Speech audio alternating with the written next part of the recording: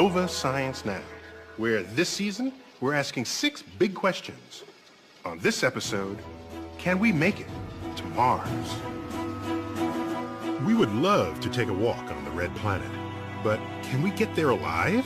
We can go from a perfect day to a very bad day that quickly. There's space rocks way faster than speeding bullets. All of a sudden I look and see the solar panel just instant hole this big. This is why it's so dangerous to send out missions. They can take out a spacecraft. And cosmic rays punching through our brains. I would see a flash, and flash, flash, flash. And our cells. They are a bullet traveling at an enormous speed. Researchers are spinning up some ingenious plans. Don't let the force leave you. To keep astronauts safe. But will they work? And if astronauts do make it to Mars, what will they wear? Humans can't survive without a pressurized suit. Basically, the gas in your lungs would boil. You would be dead very quickly. NASA astronaut Mike Massimino I feel like an Italian sausage. looks into a revolutionary new idea to keep Mars explorers alive and kicking. Also, would you eat a piece of meat that's been sitting around for 8 years? I did. This NASA lab is cooking up food for the long journey to Mars. Eating in space is already no picnic, but with or without gravity, some of the space meals are delicious. I like that. But can they stay tasty all the way to Mars? Now this looks nasty. That is. All that and more on this episode of Nova Science Now.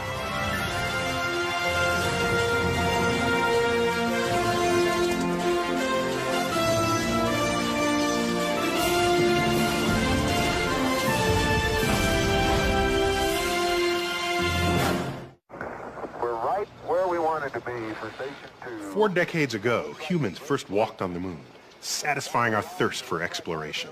And now, we're setting our sights on another rock out there, Mars. A trip to the red planet would likely cover 500 million miles, about 1,000 times farther than the Apollo missions. A round trip could take 2 or 3 years. And one big challenge is surviving harsh conditions, including some we don't encounter here on Earth.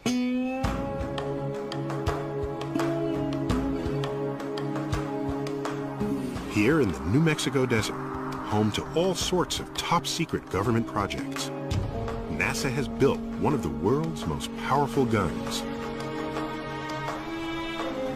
Some 60 yards long, it targets spaceships. Though not alien spaceships, our own. The gun simulates cosmic collisions that will threaten astronauts traveling to Mars. So you guys call this a gun, but it looks nothing like a gun. I think of a gun, I think of handguns or rifles. How fast does a rifle bullet go? About 2,000 miles per hour. And what do you pull out of this? 20,000 miles per hour. 20,000 miles an hour. That's fast. The most surprising thing is not the gun's size or power, but its bullets. These itty-bitty things, 20,000 miles an hour. They represent a danger that could end a mission to Mars.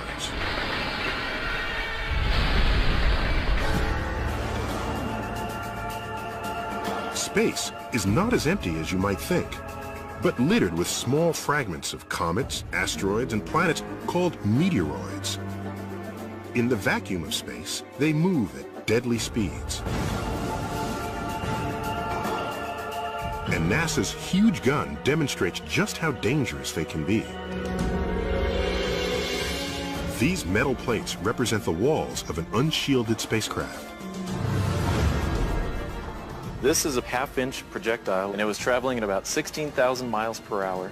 It made a hole in the front plate, and then a slightly larger hole. It kept going. Yes, so an astronaut could be right behind this wall. And this is what is left over. It's essentially a shotgun blast. The speed of the impact shattered the bullet, and its debris smashed ever larger holes in the inner walls. It's a sobering lesson for NASA. Meteoroids have already knocked out or damaged numerous spacecraft, including the probe Mariner 4, which snapped the first close-up pictures of Mars in 1965. After its flyby, It ran into a cloud of meteoroids no bigger than the size of a grain of sand. And over the course of about 45 minutes, they were seeing thousands of impacts on the spacecraft. another meteoroid strike was witnessed by astronaut Jerry Linenger. During my time on the Russian space station, all of a sudden I look in the corner of my eye, I see the solar panel just, instant hole this big. If astronauts are to survive a mission to Mars, we have to find a way to protect them from meteoroids. And so today, the gun will test new lightweight shielding for the walls of a Mars spaceship. It doesn't look very protective. This is foam I can stick my finger in. But it's a smartly designed shield, because what happens is the velocity is so fast of these projectiles, when they impact, the speed breaks it apart, and then the rest of this target will absorb the impact. So will this shield stop a projectile going over 16,000 miles an hour? To find out, the shield is bolted in the target chamber. Then, air is pumped out to replicate the vacuum of space. We head to the bunker below for protection while the gun gets fired. 3, 2, 1.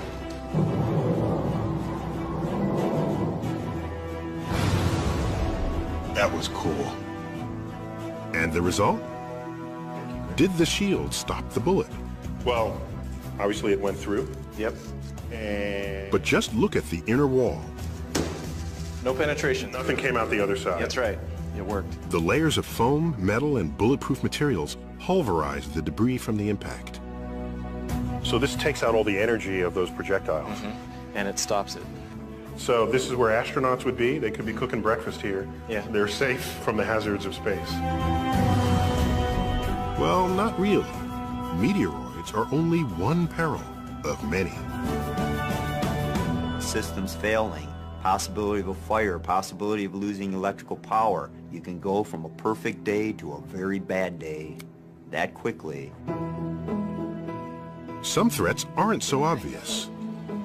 In fact, one of the biggest looks like harmless fun. Many astronauts report that being weightless is what they love most about space. Yay. I would wake up in the morning and fly to breakfast, then I would fly to work. I could fly to the bathroom, and I even flew while I was going to the bathroom. I was Superman every single day. But what feels good may not be so good for you. As Jerry Linenger discovered after spending 5 months in zero gravity on the Russian space station. By the time I got back, I had about a 14% bone loss. Now, that was isolated to hips, lower spine. My strength level was probably 65% of what I went up there with. With no gravitational force to work against, your body not only doesn't need the same amount of muscle and bone, it starts breaking them down. As on Earth, so in space. Use it or lose it. And exercise may not solve the problem. I exercise 2 one-hour periods every day religiously, and my personal experience is that the bone loss seems to just keep going on and on. And yet, there is a solution. Artificial gravity, a force created by spinning. You can see it in the sci-fi classic 2001, A Space Odyssey. And you can experience it right now in this small spinning room at Brandeis University. In their floor. As I did recently with neurophysiologist Jonna Kaplan. Notice how we talk to each other, but we don't look at each other. Yes, well, I want to look at you, but I feel it's hard to. I'm trying to conduct a conversation, but I'm having trouble turning my head. The rotation, you see, is generating a centrifugal force that pushes everything in the room away from its center, towards the wall. It makes me lean pretty oddly, but as far as my body is concerned, Very good. This force is no different from gravity. To move, I have to work against it. Okay, now I gotta turn around. Turn around slowly. And I mean work. Peel. Everything That's is what I'm just doing. peeling motion. No chance of muscles and bones wasting away around here. It's the centrifugal force which is pushing him backwards, so he feels like he's got to fight so hard to get away from the wall. And he may feel as much as 30% heavier. Always feel the force. May the force be with me. Don't let the force leave you. Now, remember, this room is on Earth. So, spinning or not, our planet's own gravity is always pulling us downward. Meanwhile, the artificial gravity pushes us backwards. The two forces combined make things hang in here at odd angles. And this is also why the room eventually makes some visitors a bit queasy. But if I were free of real gravity, artificial gravity would have me jogging comfortably on the wall, just like they did in 2001. Now, building a spinning spaceship isn't practical, but a small spinning room on board might suffice, giving astronauts an Earth-like exercise space to keep their bones and muscles from wasting away.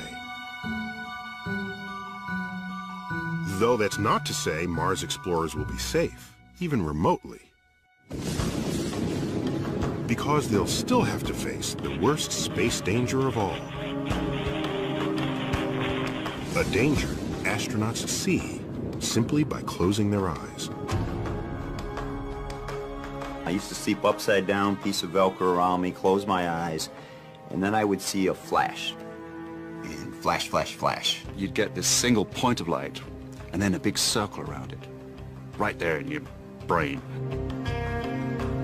The flashes are caused by cosmic rays, subatomic particles like protons, generated by exploding stars far off in our galaxy. Traveling close to light speed, these high-energy particles will pierce a spaceship and its astronauts, their retinas, their brains. This doesn't happen on Earth because our planet's atmosphere and magnetic field protect us from the constant barrage of cosmic radiation. You go to Mars, you're going to get a very heavy radiation dose. There is no way to protect against that. You can't carry lead up into space in a wall that would be thick enough. There's not much to stop them because they are so energetic. They are a bullet traveling at an enormous speed. Pelted by this highly destructive kind of radiation, DNA breaks apart, predisposing the cell to cancer. Research continues, but we have yet to find a practical defense against cosmic rays. You go to Mars, you're raising your risk of cancer lifelong. But there are always innate risks to space travel, and there's no way to get around them, and you just do your best to minimize those risks and control them where you can. So we might be able to protect our Mars explorers from some of the dangers they will face, but only some. Yet knowing all that, today's astronauts are undeterred. In my mind, it's part of our genetic code that we should explore, see what's beyond the mountain, and I would love to be the first person to step on another planet. Just imagine what that would be like. Everything you see would be completely alien to your experiences here on Earth. It would be just an amazing, amazing experience. I would go to Mars under any condition. I would dearly, dearly like to take my wife with me. Human evolution involves exploration. I don't care what the risk is, that's something that you actually are moving mankind forward. It is worth your life, and I'd sign up for that mission in a heartbeat.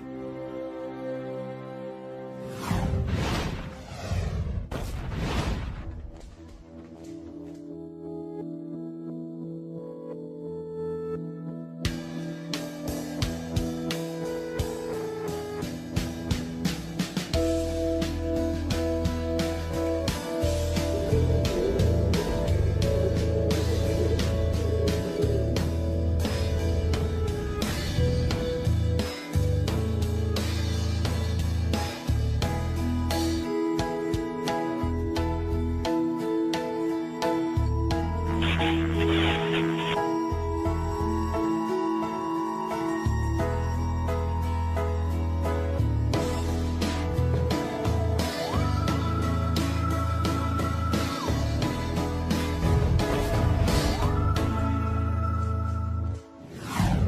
thing obviously lacking in space is air.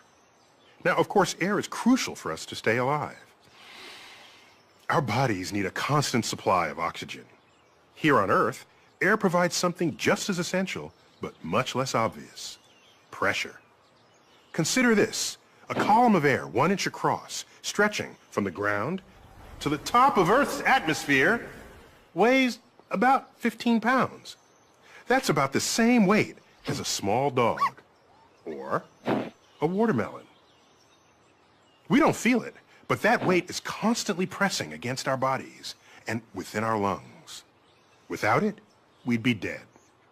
NASA astronaut Mike Massimino has survived the deadly vacuum of space. We got him to tell us how and what we need to do before humans can safely walk on Mars.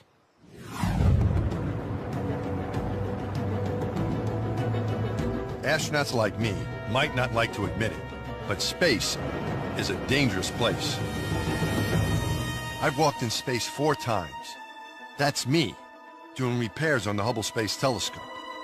And every minute I'm out there, I know the only thing between me and oblivion is my spacesuit.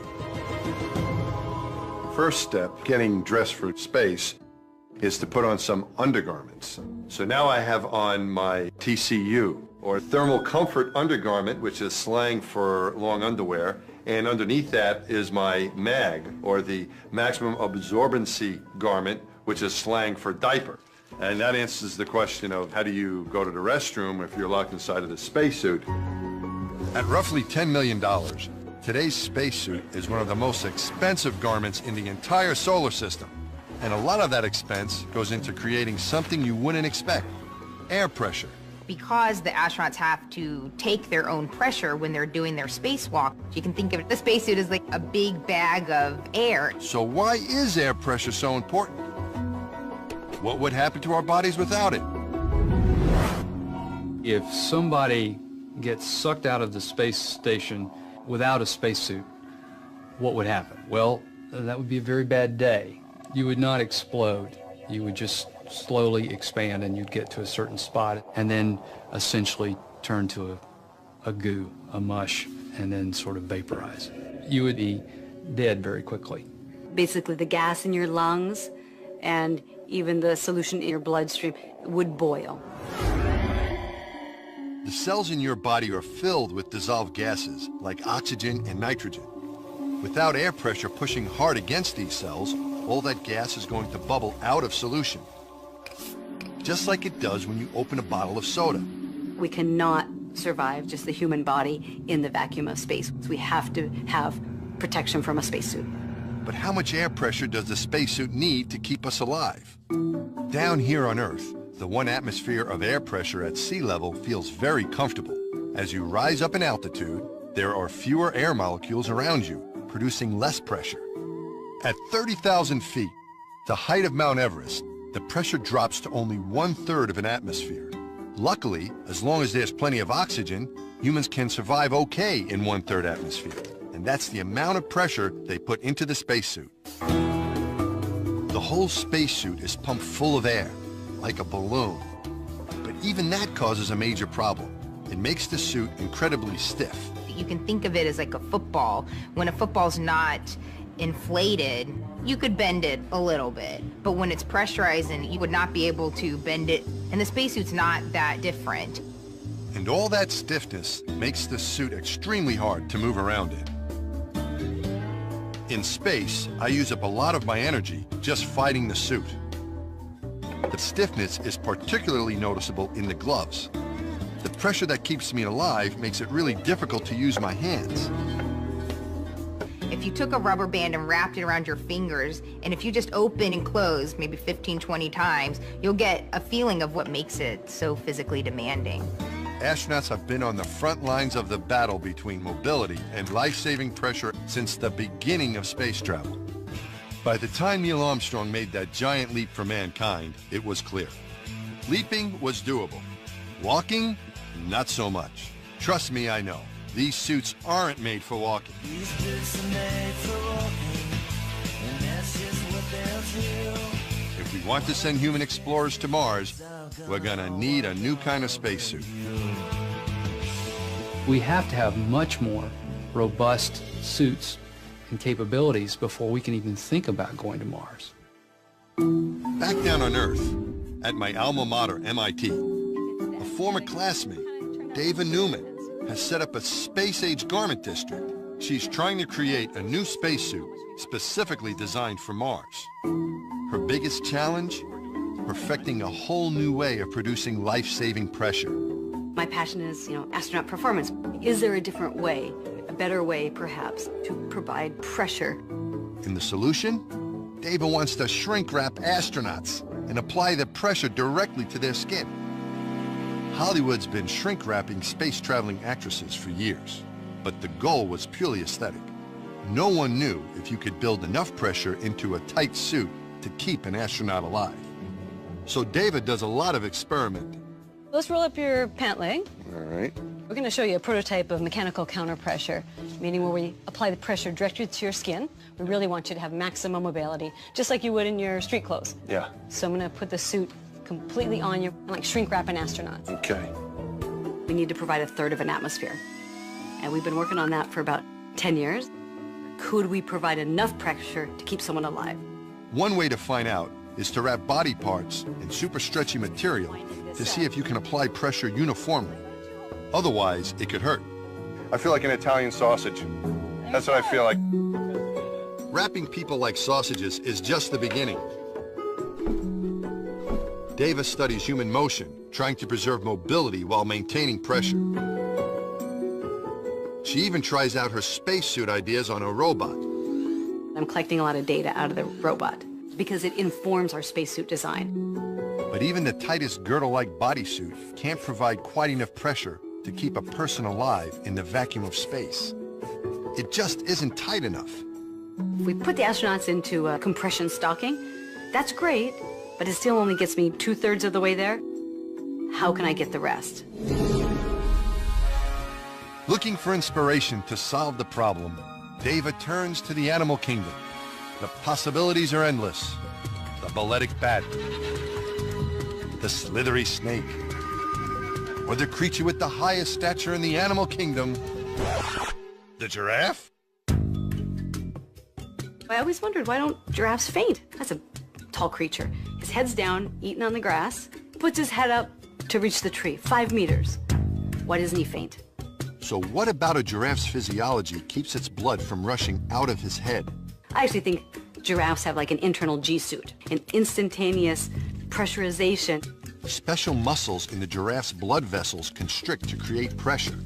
That blocks the blood from escaping out of his head. Maybe we can learn from nature biomimicry, and as an engineer, put that into some of our designs. The constricting vessels in the giraffe's upper neck inspired the idea of building additional pressure into the suit with a tight web of super strong red fibers. Now what I'm doing is giving you a bit of structure. Through that structure, I can actually even carry more pressure. So if you just had the complete suit here without the lines, you'd be able to move around in it fine, but you wouldn't get the pressure, the protection you need to work in the vacuum of space. Right. But the red lines need to go in just the right places so they don't inhibit mobility. Though we don't have a complete full pressure suit yet, we're getting there. And Dava's built a slightly looser mock-up. This could be the spacesuit of the future. I can't wait to see what she looks like. She calls it the biosuit. You look like a superhero. I want to be Elastigirl. Yeah, Elastigirl You is look one like of my favorites. Elastigirl. You look like it's just futuristic. Amazingly, a combination of tight, stretchy fabric and a stiff web of fibers looks like it can provide the necessary pressure directly to the skin. Then you see some... But it isn't easy. What is the hardest part of the body to pressurize in this suit? It's definitely the elbows, the joints, and the concave areas, the back of the knees, armpits. Those areas are really complicated. I volunteered to test drive her suit in space. Unfortunately, the mock-up isn't mission ready. and it only comes in lady sizes. When are you going to be ready for prime time? We would really need a few more years of research, so that's where we're at in terms of the development of the suit. A fully functional biosuit will contain smart wires, so scientists can monitor your vital signs. The hard backplate will support the oxygen tanks needed for breathing. Speaking of breathing, that part of the suit would be pretty much the same as today, with a gas pressurized helmet. But you'll breathe easier.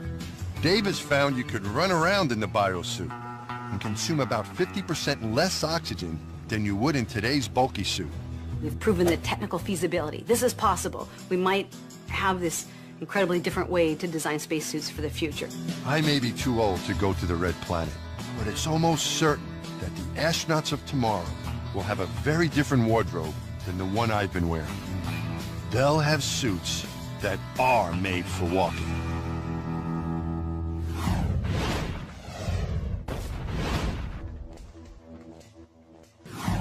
Even after just a few days in the fridge, a lot of food can get pretty unappetizing. Mostly because mold and bacteria begin to take over your food. So imagine eating meals that have been sitting around for 2 to 3 years. That's what the astronauts who go to Mars are going to have to do. You know, I met some chefs trying to cook up some delicious dishes that'll provide all the comforts of home.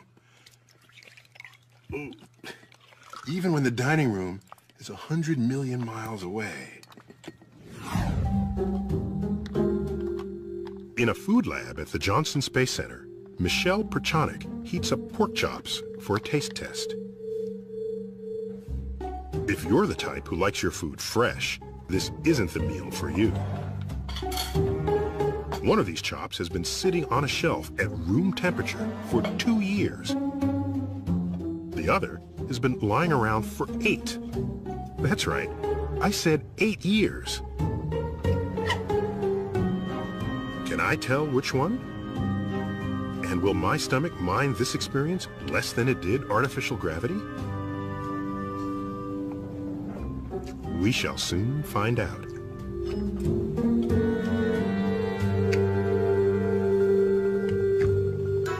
I think this one's older. So in other words, it wasn't obvious to me that one was 8 years old and one was 2. But if I were to guess, I would say this one, because the meat was just a little mushier. And I'm thinking maybe it would break down over time. Actually, that one's the 2-year-old product, and this one's the 8-year-old product. So I was wrong. You were wrong. Michelle heads up a team figuring out how to feed astronauts all the way to Mars and back.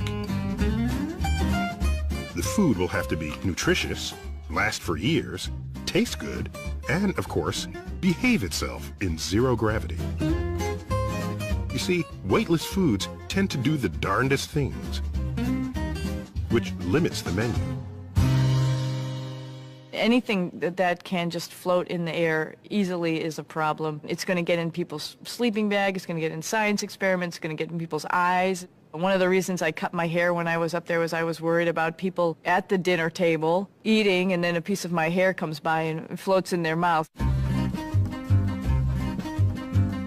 Astronauts cook by adding cold or hot water to freeze-dried foods, or heating food pouches in an electric warmer. A pair of scissors, in space more useful than a fork or spoon, opens the meals, which actually can be pretty good, as I discover courtesy of Vicki Claris, Michelle's colleague. Okay, what's next? Okay, we have one of our thermostabilized entrees, Fiesta chicken. Thermostabilized. Again, it's just preserved. Preserved. Okay. Shelf stable. Preserved is a little more appetizing than thermal stabilized. Put simply, it's a way of killing germs with heat. And I see Cyrillic characters here in Russian. Well, actually, in Russian, it translates as party chicken. Party chicken. Which was a little difficult for our Russian colleagues to understand. We'll taste this. I like that. It's a very good product. Good for Earth orbit. But what about Mars? When it comes to feeding an expedition like that, problems multiply. Tomato and basil. Michelle and Vicki must plan 7,000 meals and snacks to nourish 6 people for up to 3 years. And if food is sent ahead of the astronauts, it will have to keep for 5 years. Yet only 7 of NASA's 65 thermostabilized edibles have that kind of shelf life. The rest end up like this. Now this looks nasty, I just want to say. That is very nasty. So what you're looking at here is our citrus fruit salad, 5-year-old versus 2-year-old. So something happened between 2 and 5 years. What? There's a lot of chemistry going on. Even if you kill off every microbe in sealed food, it still contains sugars and proteins that react with each other over time. The result is obvious when you compare this youthful and geriatric chicken salad. So the chicken gets darker and the greenery becomes pale. Yes. And it's not just a cosmetic phenomenon. No. You're losing nutrients. Exactly. You're losing flavor, nutrients, probably texture. You're losing everything. A solution might be new packaging that keeps out all water and air, unlike today's plastics. With that packaging, we get about 9 to 12 months shelf life. And so there is no way we're going to Mars with this kind of packaging. Nor can we use foil. Fine for low Earth orbit, but too heavy for Mars when you're launching 22,000 pounds of food at the cost of $1 million per pound. There's also something else to consider. When you're in space, stuck inside basically a can, food becomes kind of a highlight of the day. You have to eat in order to survive. But what people don't understand, I don't think, is the psychological aspect of food. Because it is one of the few pleasures that you have control over. And I think people serving on submarines have long understood the importance of food for crew's well-being. Since good food makes astronauts happy, I asked Michelle and Vicky if there's a popular dish they'd especially like to send to Mars. Well, I think that would be our shrimp cocktail. That sounds good. Our shrimp cocktail is freeze-dried product, so this has been rehydrated. It's not only the shrimp, it's the cocktail sauce. It's the sauce. If Earth were 50 million miles away, this would be 5 stars. But on Earth, I bet better shrimp cocktail at the local... I certainly hope so.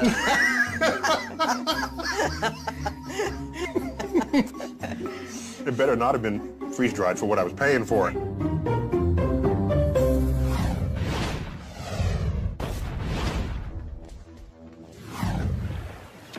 If you have to cross a great distance with no pit stops, the slower you go, the more supplies you're forced to carry. And if your route takes you through dangerous territory, all the more reason to speed things up. It's especially true for a round trip to Mars, which, with current technology, might take 2 or 3 years. Correspondent Jake Ward caught up with some folks trying to revolutionize spaceflight. And if their plans work, future spaceships would go so fast, they'd leave our long-distance traveling woes far behind us. The space between Earth and Mars is filled with stuff that can kill you. Meteoroids can smash your spaceship to bits. Zero gravity eats away at your bones. And cosmic rays increase your odds of getting cancer. The risks all get worse the longer the trip. Right now, the best rockets would take 2.5 years to get us there and back. 2.5 years is what I see as the biggest risk going to Mars. Why so long? The problem is fuel. The fuel in this shuttle tank weighs almost 1 million pounds, and that just gets you into near-Earth orbit. Mars is still more than 35 million miles away. You can't carry enough fuel to fire engines all the way to Mars. In fact, a chemical rocket would empty its gas tank just escaping Earth's gravity, and then would let momentum carry it the rest of the way. Now, the problem with that is that you're coasting the whole way. Which takes a very long time. The other problem with that is that if anything goes wrong, you're stuck. You have no abort capability in mid-flight. Former astronaut Franklin Chang Diaz is well aware of the dangers of such a mission. At that point, you have no choice but just to continue to go. And God forbid, you lose propellant or you lose an oxygen tank, and it's not going to be possible to really return. And we would watch this crew die for months in front of the whole world. To make sure this doesn't happen, engineers are designing new kinds of rockets that could go much faster and more efficiently. They range from water vapor thrusters to going nuclear, but none can get a crew to Mars and back in less than a year. So this is it? This is it. But here outside Houston, Chang Diaz and his team are building a potentially game-changing rocket called the Vasimir. The ultimate goal is to have a small sun in the engine. A sun in the engine? Well, kind of. The Vasimir uses radio waves to heat argon gas to 1,000,000 degrees, so hot it becomes a plasma. The sun is made of plasma. In a plasma, atoms break down into a soup of charged particles that move very, very fast. And if you fire these very hot, very fast particles out the back of a spaceship, you've got a rocket that can really move. But putting this sun in the engine creates some new problems. Think of this candle as a conventional rocket. It's plenty hot. But Vasimir, it's really a whole other ball of wax. Test firings have already topped 1,000,000 degrees, thousands of times hotter than a chemical engine.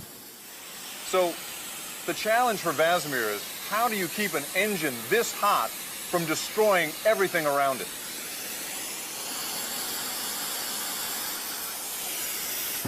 This was 316 stainless, and it was in the way of the plume coming out, and it pretty much, it did a pretty good job. Yeah, I don't know much, but this is broken. I know that much. Holy cow.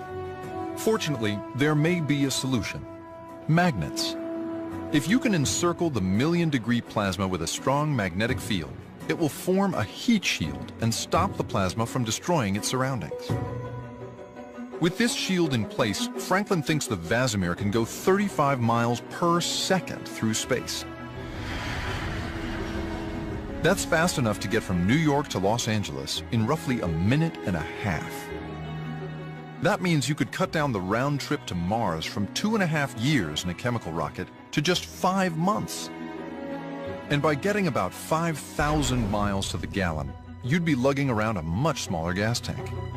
In 2014, they plan to test the Vasimir engine in space for the first time when they attach it to the International Space Station. After that, they hope to get it ready for deep space travel. And if it's successful, It completely opens up not just a mission to Mars, but it opens up potentially the entire solar system to human exploration.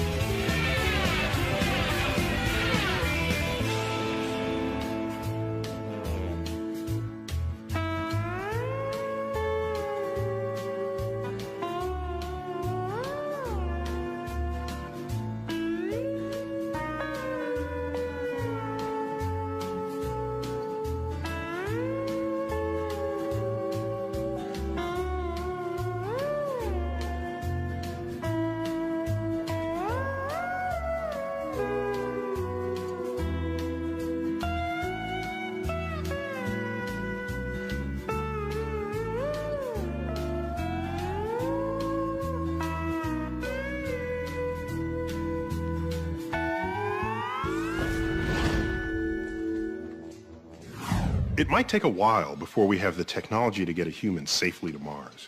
But in the meantime, we're already exploring the red planet. So, what's it like on Mars? What's it like? It's freezing, that's what. Dust. All right, move 5 meters to the right and pick up that rock. That's easy for you to say. You know what dust can do to your servos? Come on, Give it a try. Give it a try. I don't believe this guy. Okay, so today's Martian robot explorers don't have that much attitude. But in this episode's profile, we meet a designer who thinks maybe they should. Vandy Verma is a natural-born trailblazer. I really love adventure and exploration. She constantly looks for new discoveries to make and obstacles to overcome. From climbing mountains to flying planes to her job as rover driver at NASA. I've always loved exploring the environment I was in, and the rovers allow me to explore another planet. Humans may be decades away from visiting Mars, but Vandy gets a first-hand look at the red planet every day she goes to work. Through being at that console, she gets direct virtual presence on the surface of Mars in a way very few other people in the world do. She is one of the people responsible for making sure the rovers, Spirit and Opportunity, make it through each drive safely. NASA originally scheduled the mission to last just 90 days, but that was back in 2004, and the vigilance of drivers like Vandy has kept the rovers alive and exploring much longer. Vandy began dreaming of this interplanetary adventure back in 1997, when NASA sent another rover, Sojourner, to Mars. So when the very first Mars rover landed, I remember reading about it, and I was just amazed because it was such an amazing thing to do, to get a rover on another planet. And I was like, someday I want to work on that. Her passion for out-of-this-world exploration traces back to her childhood in India.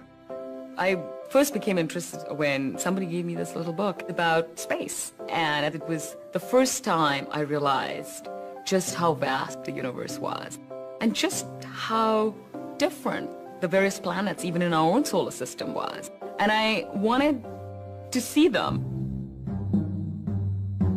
It seemed like a very remote possibility, but I never gave up hope for it. The odds were stacked against her.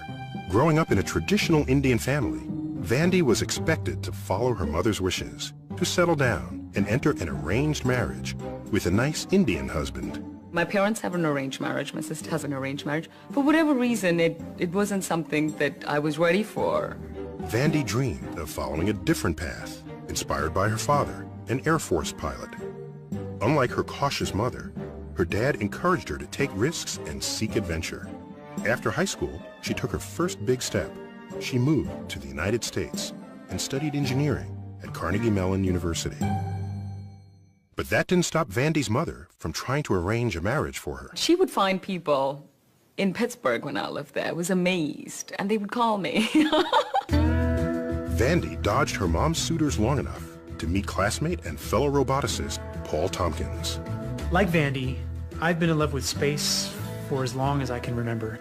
In 2005, they decided to spend their lives together. We both love adventure.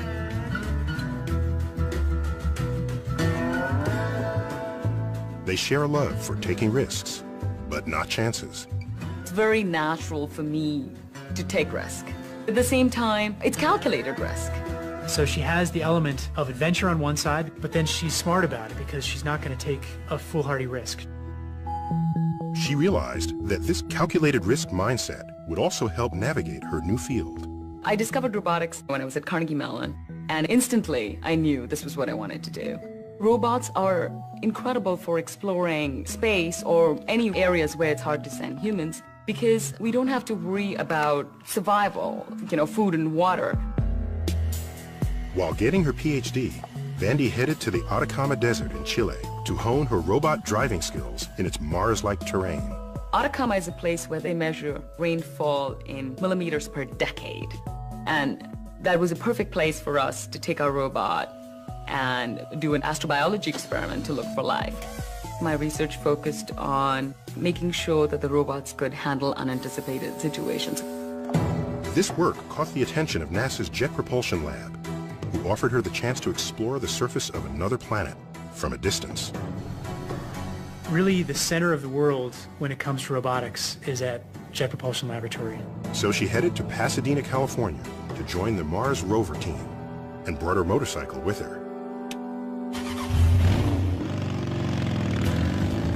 Mostly I used it as a commuting bike to get from home to work, but I'd always take the longest path possible and the most swervy.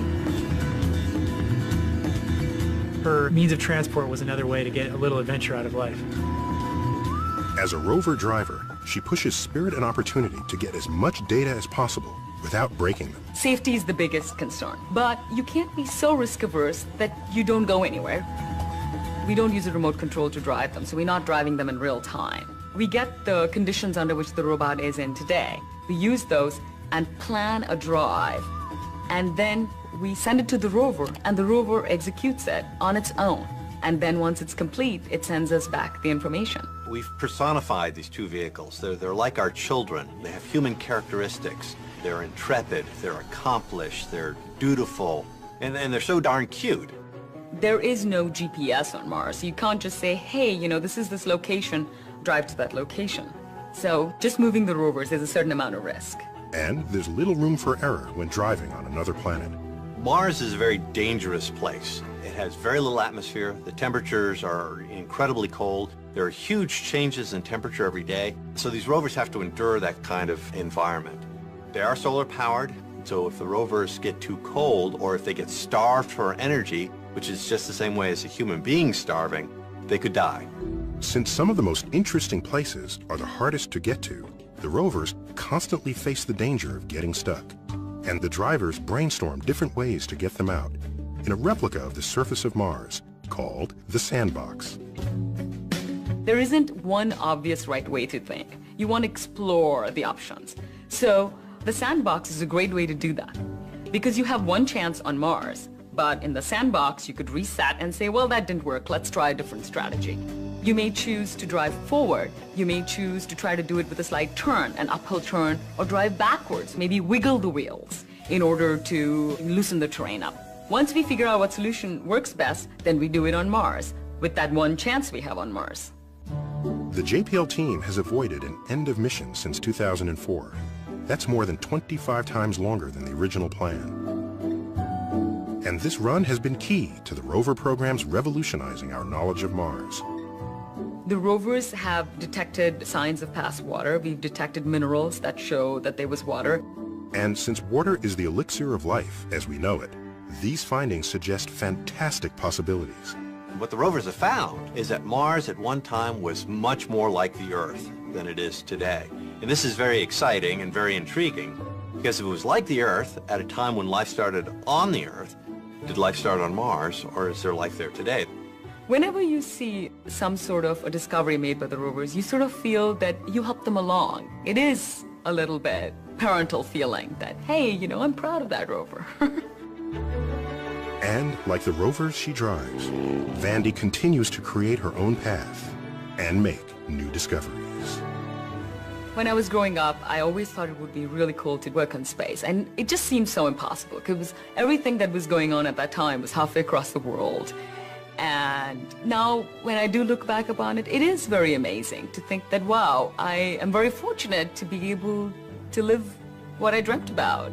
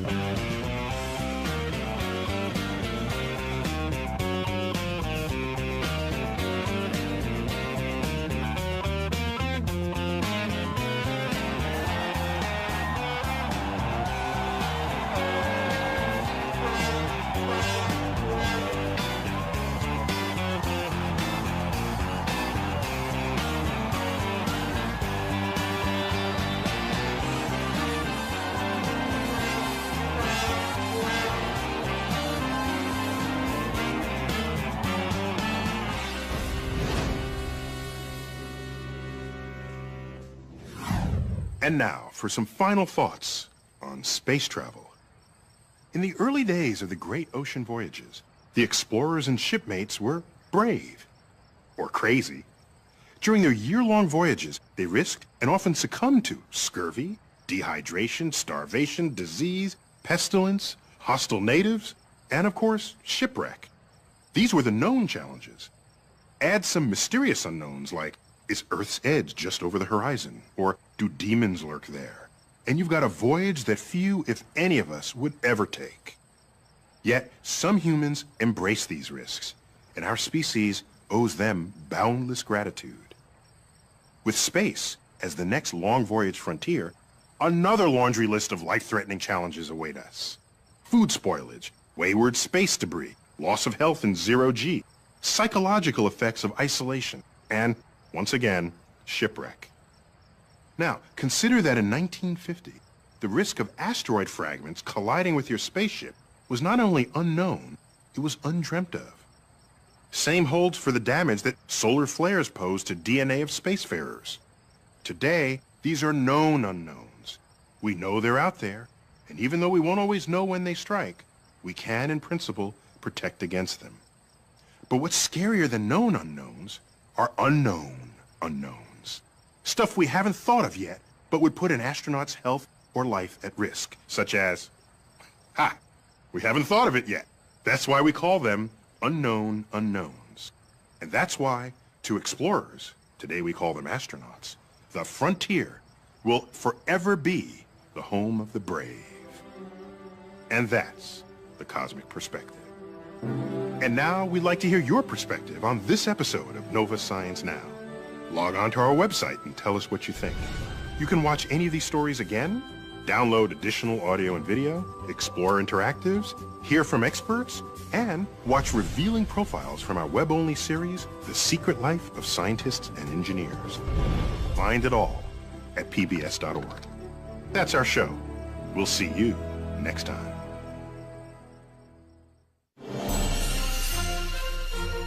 See a hidden side of science on NOVA's web-exclusive series, The Secret Life of Scientists and Engineers. Think you know scientists? Think again.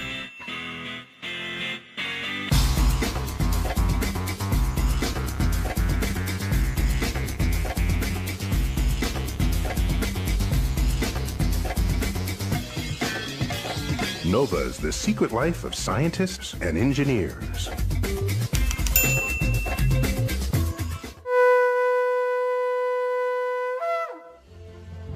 This Nova Science Now program is available on DVD at shoppbs.org or call 1-800.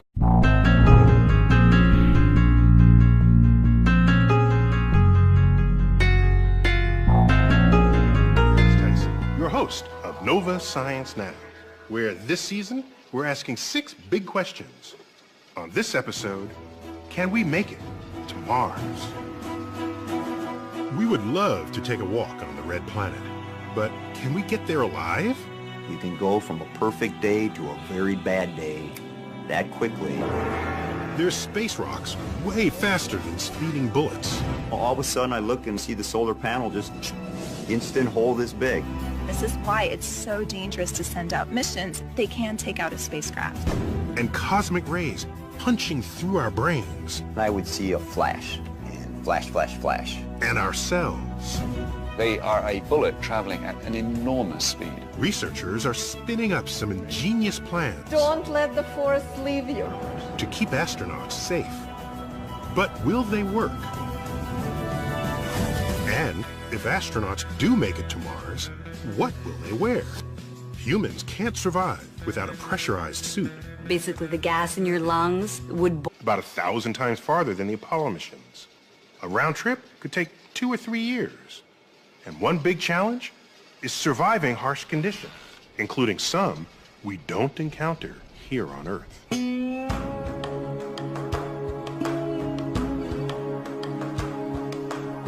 Here in the New Mexico desert, home to all sorts of top-secret government projects, NASA has built one of the world's most powerful guns. Some 60 yards long, it targets spaceships. Though not alien spaceships, our own. The gun simulates cosmic collisions that will threaten astronauts traveling to Mars. So you guys call this a gun, but it looks nothing like a gun. I think of a gun, I think of handguns or rifles. How fast does a rifle bullet go? About 2,000 miles per hour. And what do you pull out of this? 20,000 miles per hour. 20,000 miles an hour. That's fast. The most surprising thing is not the gun's size or power, but its bullets. Meteoroids have already knocked out or damaged numerous spacecraft, including the probe Mariner 4, which snapped the first close-up pictures of Mars in 1965. After its flyby, It ran into a cloud of meteoroids no bigger than the size of a grain of sand. And over the course of about 45 minutes, they were seeing thousands of impacts on the spacecraft. another meteoroid strike was witnessed by astronaut Jerry Linenger. During my time on the Russian space station, all of a sudden I look in the corner of my eye, I see the solar panel just, instant hole this big. If astronauts are to survive a mission to Mars, we have to find a way to protect them from meteoroids. And so today, the gun will test new lightweight shielding for the walls of a Mars spaceship. It doesn't look very protective.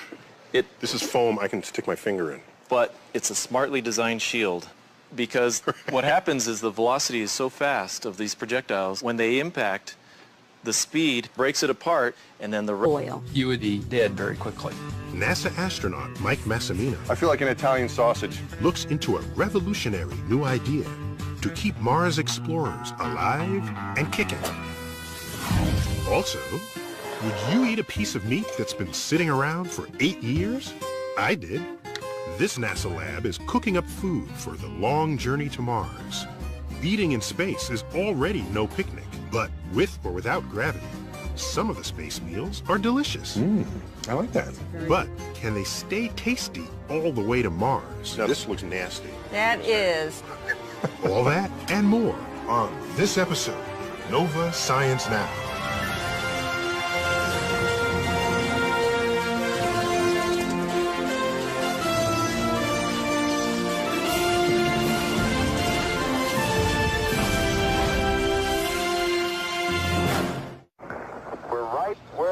To be for Station 2. 4 decades ago, humans first walked on the moon, satisfying our thirst for exploration. And now, we're setting our sights on another rock out there, Mars. A trip to the red planet would likely cover 500 million miles. These itty-bitty things, 20,000 miles an hour. They represent a danger that could end a mission to Mars.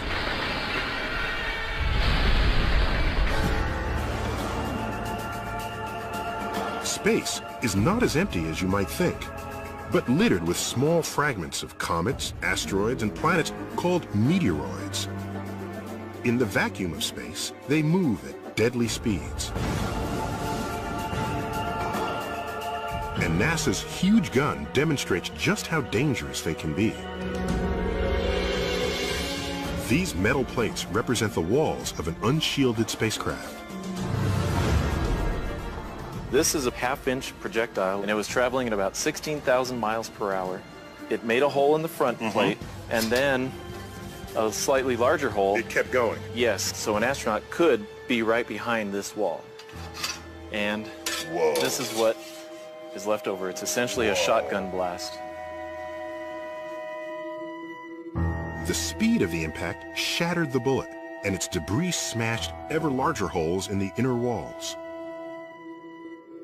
It's a sobering lesson for NASA.